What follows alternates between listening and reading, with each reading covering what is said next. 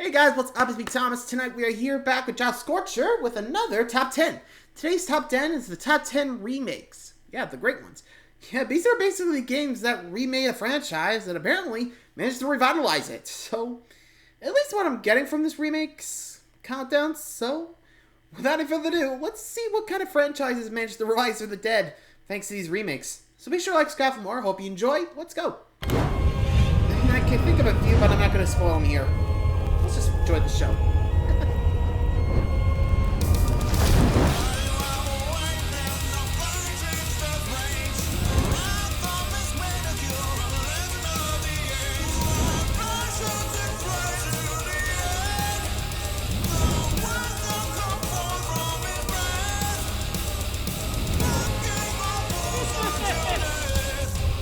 Here we go.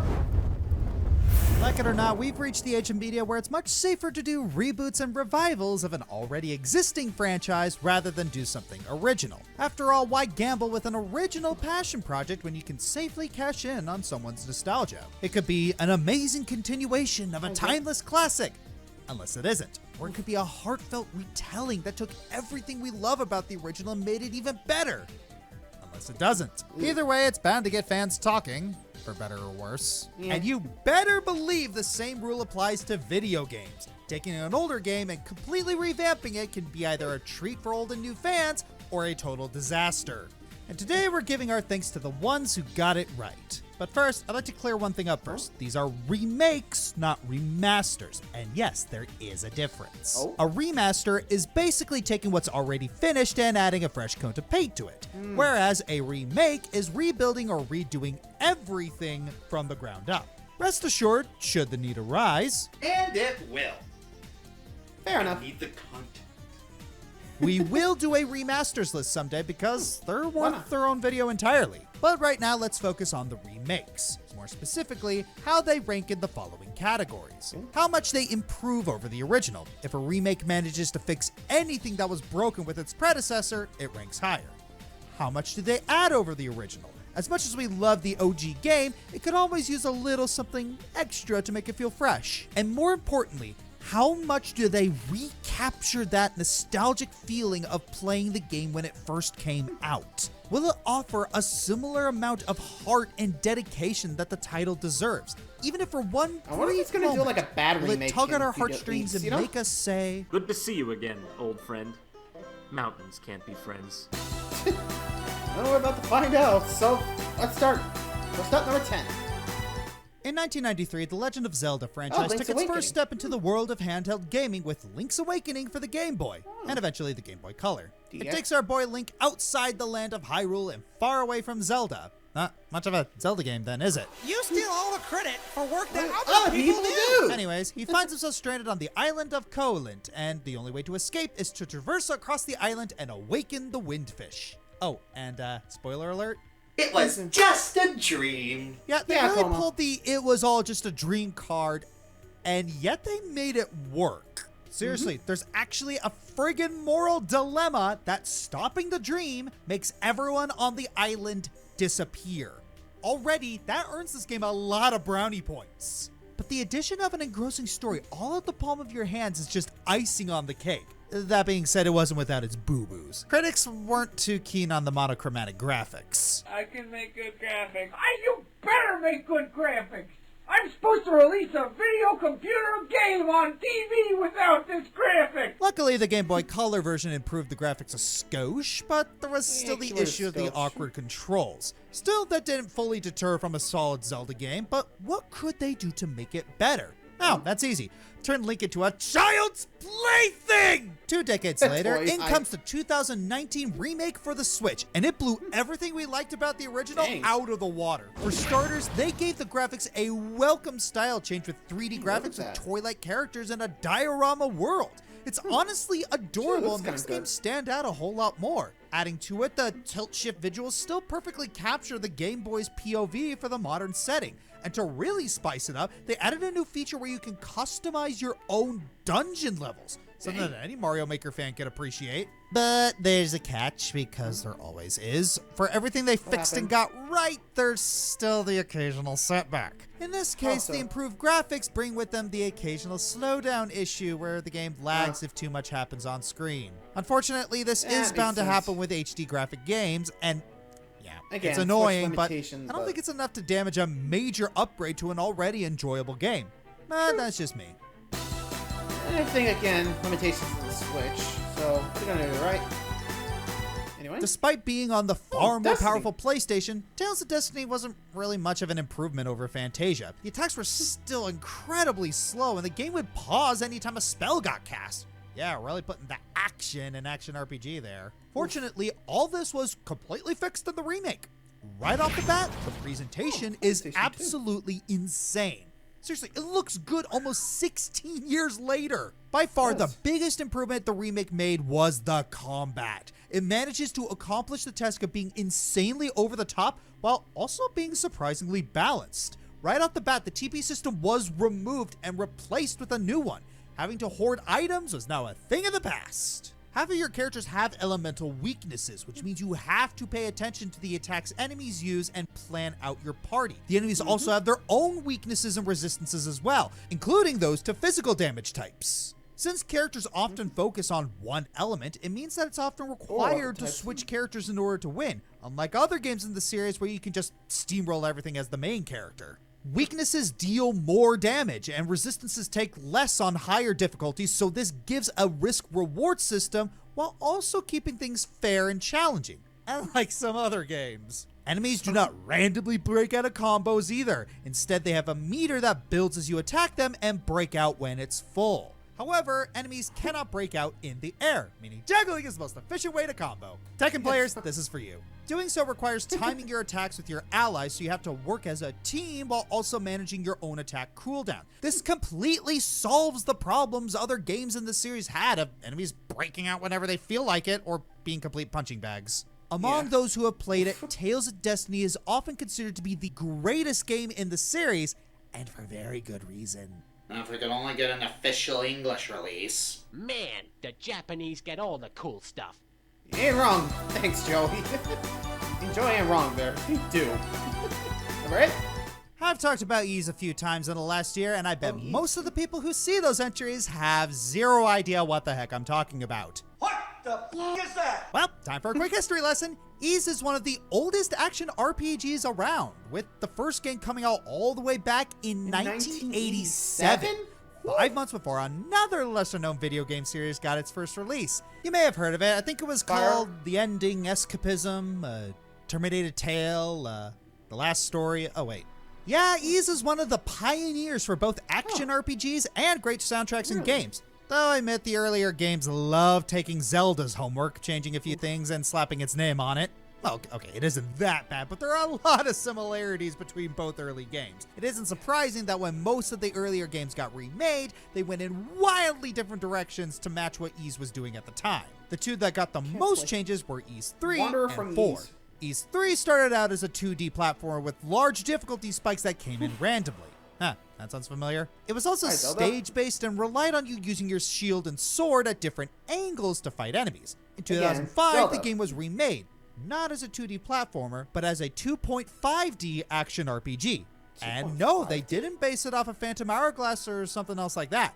Ys the Oath and Felghana focused on a combination of speedy gameplay and platforming sections, improving on the engine created for Ys 6. This made the game very intuitive, much faster, and much harder.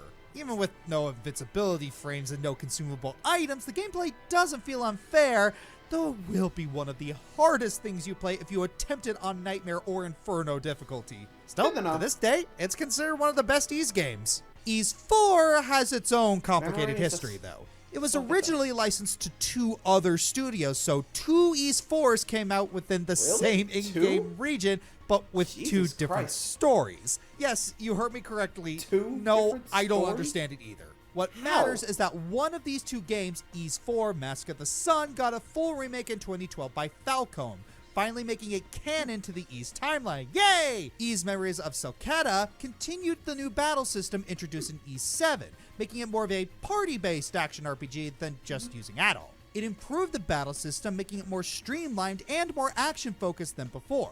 Besides the graphical overhaul and new combat system, it added in new characters, a new memory system to gain some background on our red-headed hero, and expanded the story from where the original game ended.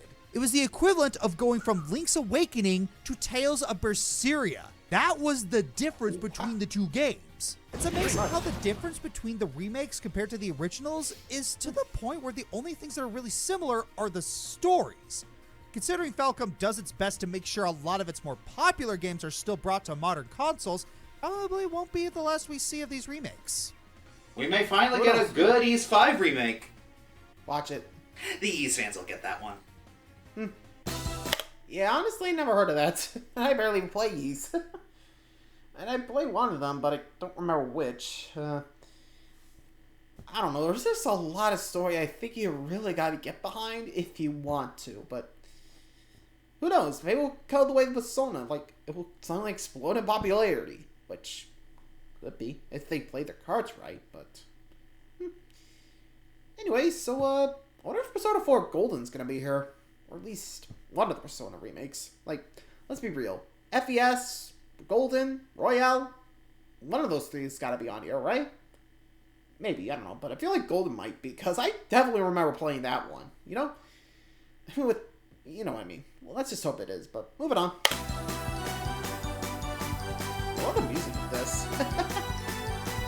7 years after the demise of Metroid in 2010, we waited 7 years for a new, good Metroid game.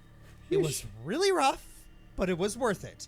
Not only do we get a remake of a buried classic, but it's amazing! Metroid Samus Returns is, for lack of a better term, the return to form that fans of Metroid desperately craved. While this does lead to the another Metroid 2 remake debacle, which, let's face it, we could blame fans for being impatient at that point, the official product we do get is beyond worth it. The 3DS remake takes the foundation of Game Boy's Metroid 2 and ups the ante with complex environments, better puzzles, and a much welcomed addition to standard combat. The melee attack adds some pretty nifty dimensions to knocking out enemies. This is especially prevalent in the bosses and Metroid fights, where you're actively encouraged to flip them off their guard and tear into them in cinematic fashion. And speaking of bosses, the game doesn't have that many different ones, but the ones we do fight are pretty exciting. Sure, the Gamma Metroids can be annoying when it switches between rooms too often, but the Zeta Metroids are tricky enough that they're rewarding to figure out.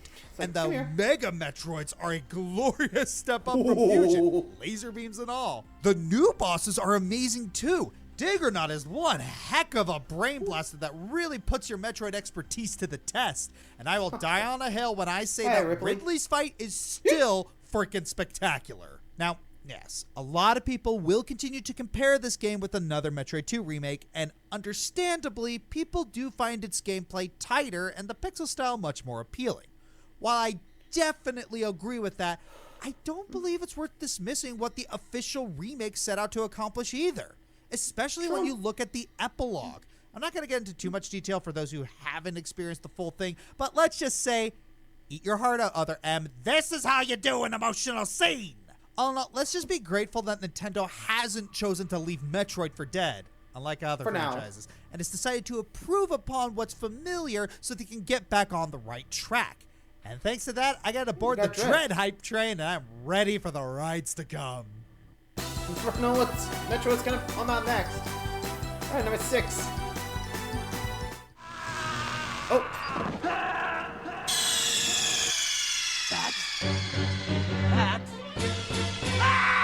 Come on, you shouldn't be too shocked that a remake to surpass the original Metal Gear Solid would make it on here. When you get a remake under the guise of both Hideo Kojima and Shigeru Miyamoto, and the developer of the only GameCube game more fourth wall breaking than Metal Gear Solid 2, you know we got something insane here.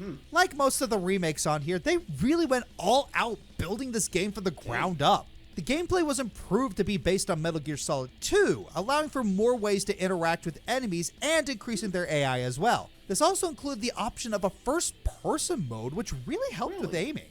The cinematics were completely redone too by Japanese action film director Ryuhei Kitamura, I'm sorry if I mispronounced that, making them much more action-focused than the original. Though people did criticize the excessive amount of bullet time effect, which isn't too surprising since Matrix came out around then. I didn't realize Metal Gear was the first to rip that off. Besides the usual graphic and gameplay changes, we also got some nice Easter eggs with different consoles, like how they completely updated Psycho Mantis' scene to do Nintendo games instead of PlayStation ones. One interesting change they did was also re-record all of the voice lines, as switching to the GameCube caused the audio quality to increase. This meant any background noise from the PS port didn't show up here. It really was a full remake through and through. This remake was so good that it eclipses the original by a large margin. Too bad that it's really hard to grab as it was never ported out of the GameCube.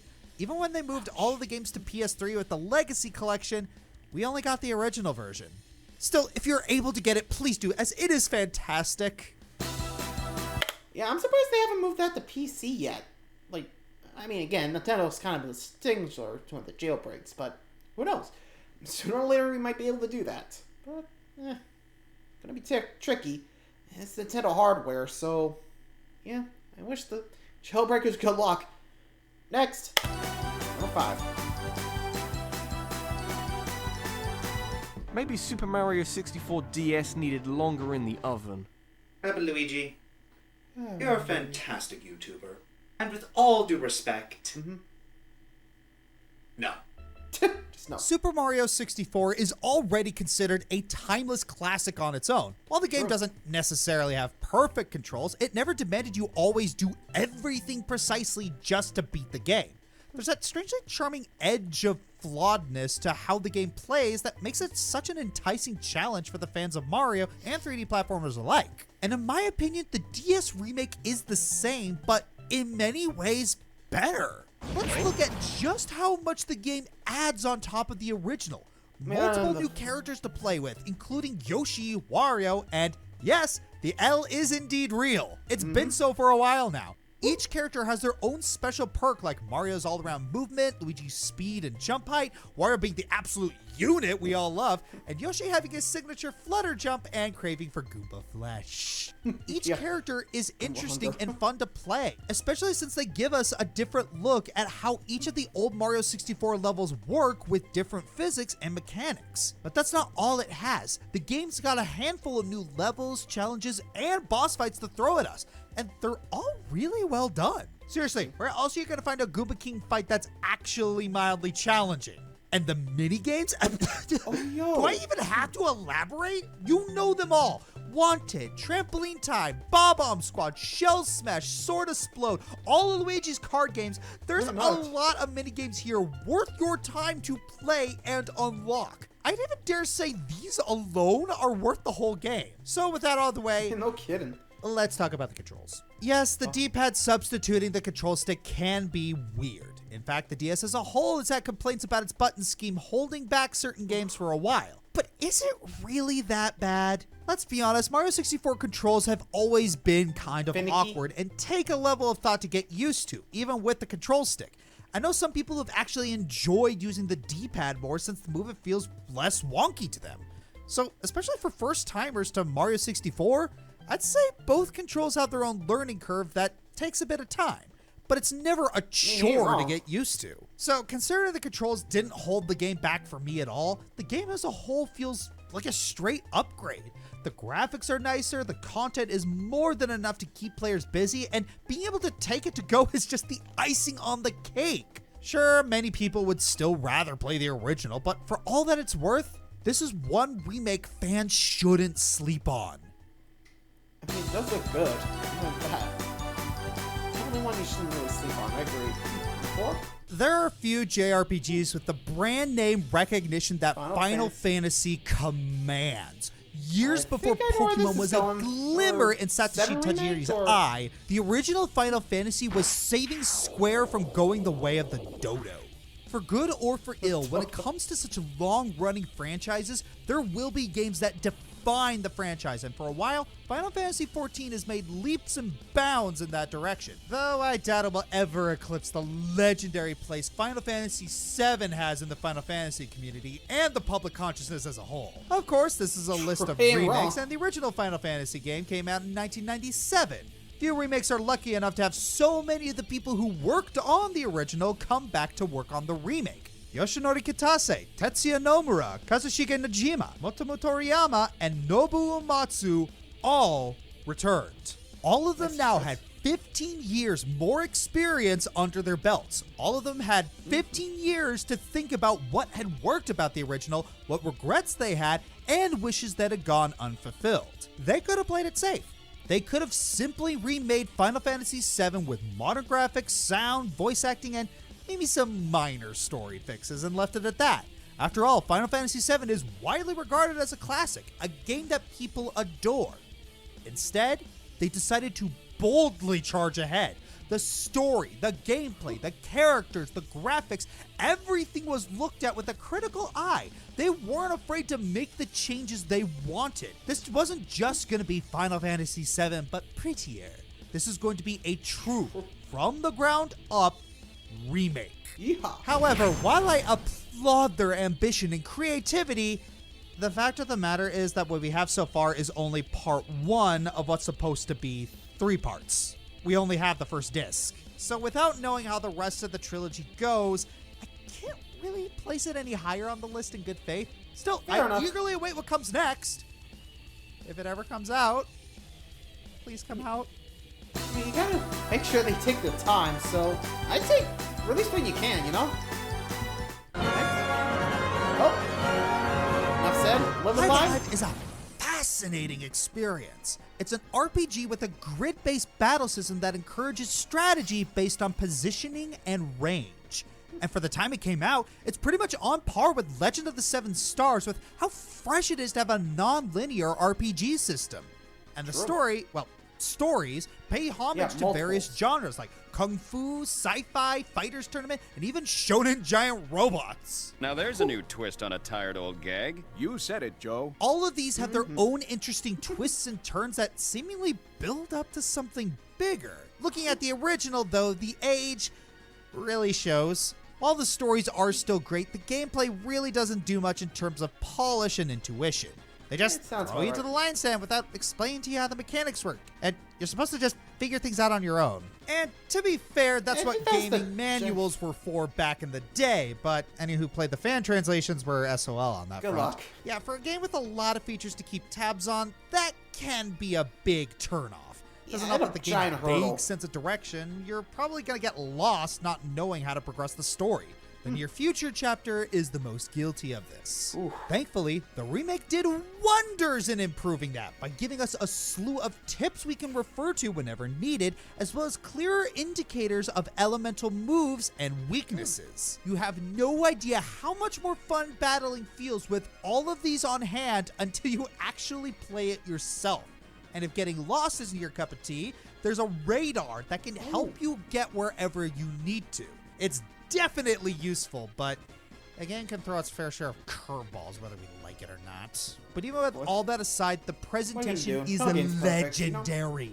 The use of HD 2D looks so good here with lively environments and for once, no annoying fog filter. The song remixes are also beautifully on point, and the voice acting is surprisingly top-notch. You gotta hand it to them for going out of their way to find ethnically accurate actors who can pull off some stellar emotional range with every character. It really adds a lot to the weight and impact of chapters like Distant Future, Imperial China, Wild West, and especially Middle Ages.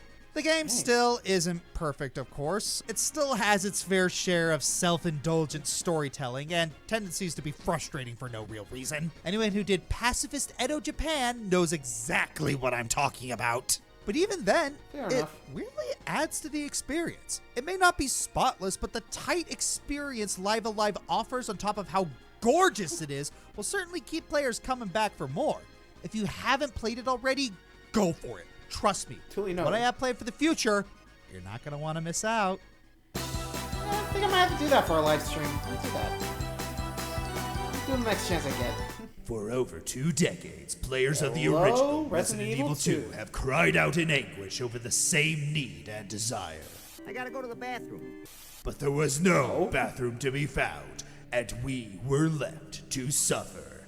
But then, 21 years later, a miracle was made.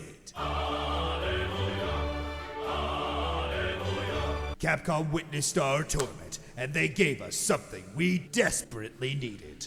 They gave the RCPD their bathrooms back.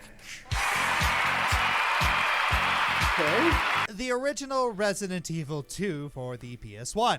Still a really nice chapter in the franchise. It was atmospheric for the time, had a suspenseful storyline, and overall excellent gameplay for the time. Yeah, a lot of things about this game didn't age gracefully. The voice acting could have been better, the graphics are dated, and some relationships felt more half-baked than intended. Yeah. There are also issues with the controls, made even more frustrating with them being in tank mode. Tank mode's a bit of a rite of passage for gamers, to be honest. In 2019, Capcom decided it was time to give this classic a fresh coat of paint. It only took them 20 dang years since they remade the first Resident Evil, and when they wanted to upgrade, they really upgraded. Already, right off the bat, we're treated to high-quality character designs, lighting, and cinematography that give the game an immersive, terrifying atmosphere. But it's not just the aesthetics, no. They fine-tuned everything that worked in the original and overhauled what didn't. That groan-worthy romance between Ada and Leon reworked so it feels more realistic and a little tragic. Those annoying escort missions?